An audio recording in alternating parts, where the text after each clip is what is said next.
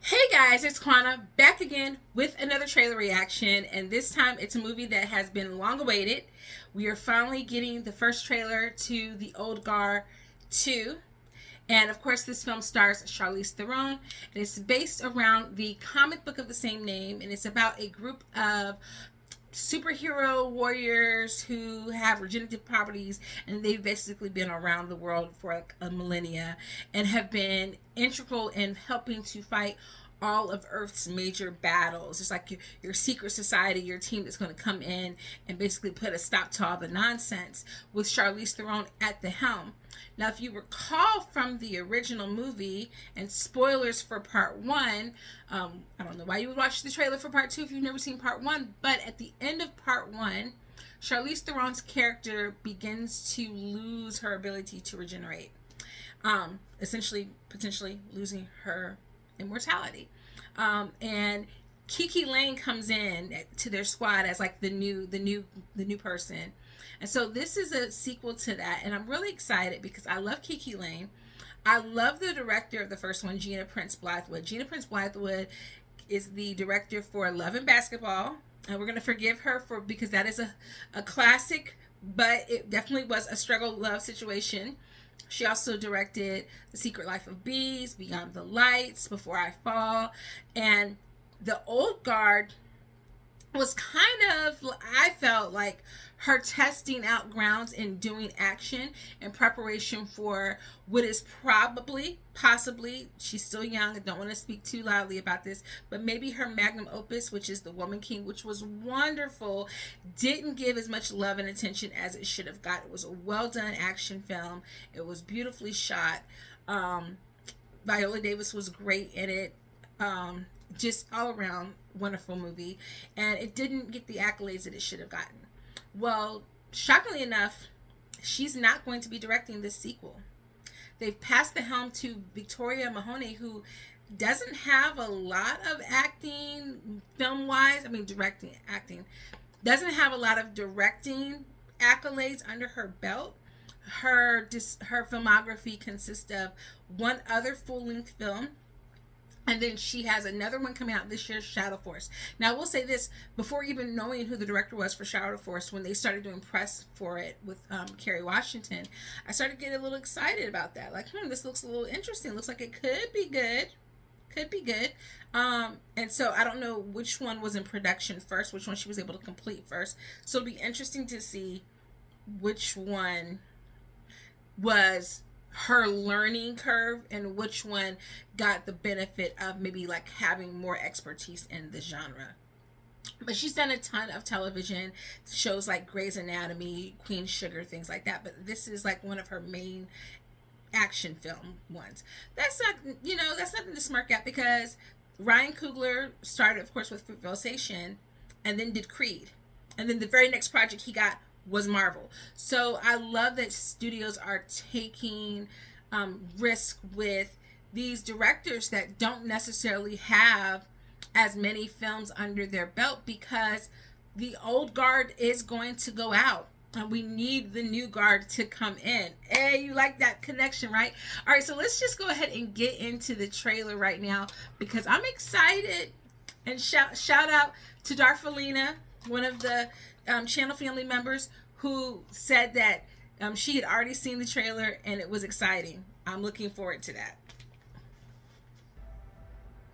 How are you doing? I'm at peace.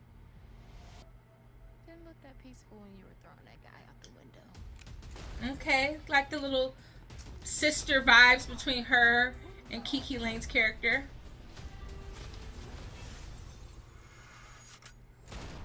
Listen, sometimes quick is better than subtle. For centuries, I've watched you fight to protect humanity. I hope the sound design ends up being good on this. You can't have a good action movie without sound. I will destroy you and everything you Oh, who's that? with a power you can't. It's the bride, yo! It's Uma. Uma. Uma, why are you trying to destroy people now? Of the immortals. But low key, I'm kind of glad because Uma been making some movies that have been kind of like aging her, and she's still young.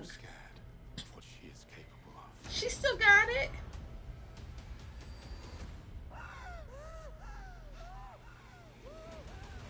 it. She look like she about to be trouble. Booker, how do I find her? How do I find her? You and your friends don't have much time left. Dang, she got everybody ready to fight her. Do you think she knows that I've lost my immortality? Reminder. Look at Henry Golden though. That's my boo. I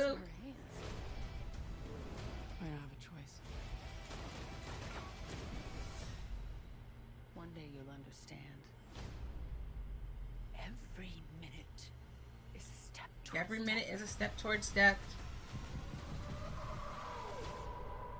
Then you Oh. coming with me. She said we going out together.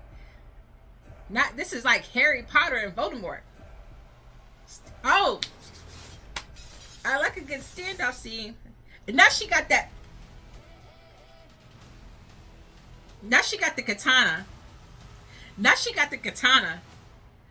Not her pulling out. Not her pulling out her sword training from Kill Bill. Yeah. Am I going? I'm kind of geeked. I'm not gonna lie. I'm kind of geeked. You know, for an action film, the things that I look for to, you know, feel like we've just watched something that was really good is, of course, like the action needs to be top tier. The fight sequences need to be strong. The choreography needs to be seamless. It needs to feel like there's some real threat of violence and danger, like somebody could really get killed. I personally don't like when the fight sequences are so stylized that it doesn't look like anybody's actually getting injured at all. One of my favorite fight sequences is in Kill Bill.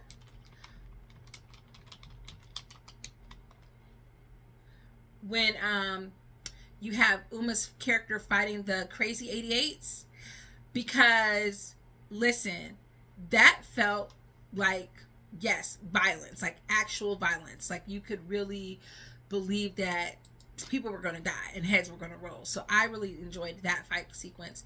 And one of my favorite action movies, of course, is Mad Max Fury Road. I've not seen Furiosa yet, but Fury Road was one of the first action movies that I was like locked in, because I'm not a big time action girly, and Old Guard had me.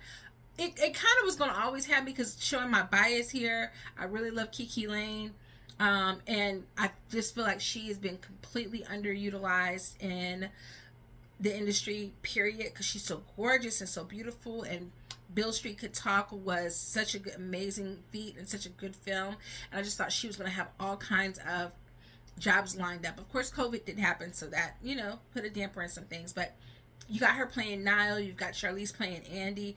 Charlize still looks good, and so Uma is coming in as a character named Discord, and of course Henry Golding is in the film as well. Love him. But yeah, I'm super excited for this. I want to know in the comments, did you enjoy the first film? Are you excited about this sequel? And do you, like me, have some homework to do? I feel like this weekend this is going to be a rewatch of the original. Yes, we have some time before the sequel comes out, but I feel like I need to go ahead and get reminded of this world before we dive into the world of Old Guard 2, which is coming out July 2nd on Netflix. So let me know if you'll be watching, and I'll see you guys in the next reaction. Toodles.